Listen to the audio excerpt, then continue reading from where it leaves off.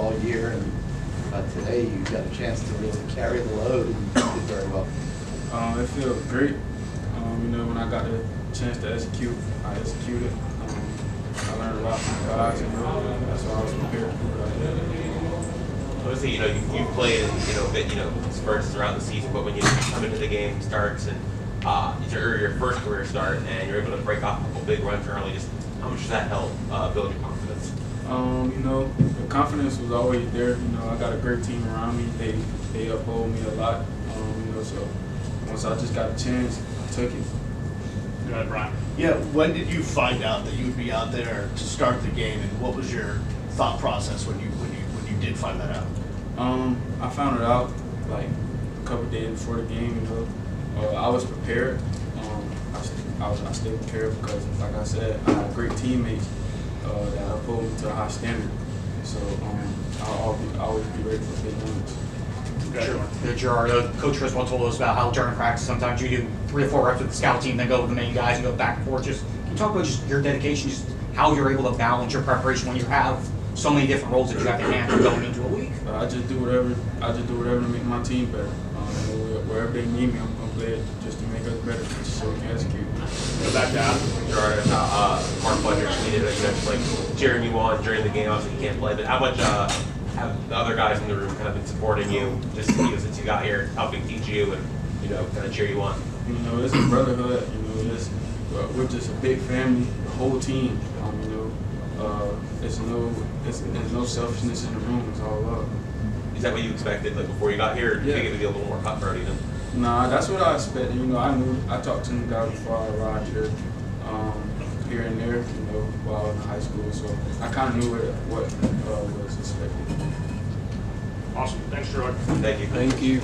Returns this week, right? No, none of that. Just how did it feel to be able to offense gets that first drive and you get the pick six and start setting the tone and start getting it.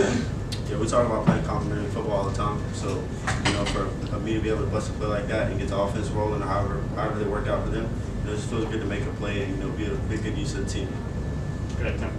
Jakobe, in other sports, we talk about like guy in basketball can get hot, guy in hockey can get hot. Does the same sort of logic apply at your position? Sometimes if you're just doing things the right way, do you find that the ball just ends up finding you? You just do your job.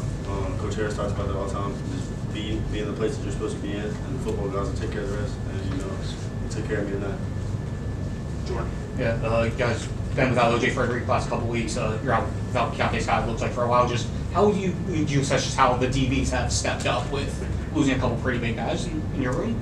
They're out from playing with us on Saturday, but they're still in the meeting rooms with us every day, getting the next guy ready. It's always next man up mentality. So, all those guys in that room, from the bottom of the depth chart to the top of the depth chart, are approaching it every way the same week. So, guys are prepared for the opportunities, and when opportunities arise, they make plays. How important is that? I mean, Coach talked about C.J. Daniels was been basically an assistant coach for the receivers, right? He's been out. Keontae sounds like he's doing the same. Just the value and the importance of they're not playing, but they know they can still contribute. Yeah, it's everything. That's a true teammate. A guy that you can lean on and off the field. Keontae's one of my best friends, and I say it every day. He's probably the greatest teammate I've ever had in my life.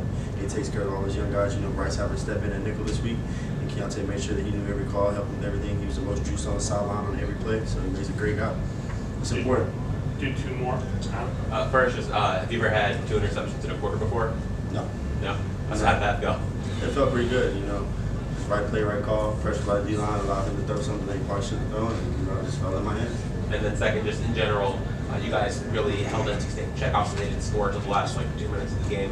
What was working for you guys on that side of the ball? Just doing our job, man. Like I said last week, communication is key for this defense, and we play for each other. And high level communication tonight allowed us to play, fast, physical football. Just play our brand of football. Go ahead, Brian. Last Just one. take us through the pick six, exactly what you saw, and was there any doubt you were going to get into the end zone? I was just, I was playing third. I saw 3 verticals. Read his eyes. He broke on the sideline. And then when I caught it, I knew I was in stride. And I just didn't see anybody in front of me. I saw a wall of orange beside me, so I knew I was getting in there one way or another. Awesome. Thank you, Jakobe. Thank you guys so much. God bless.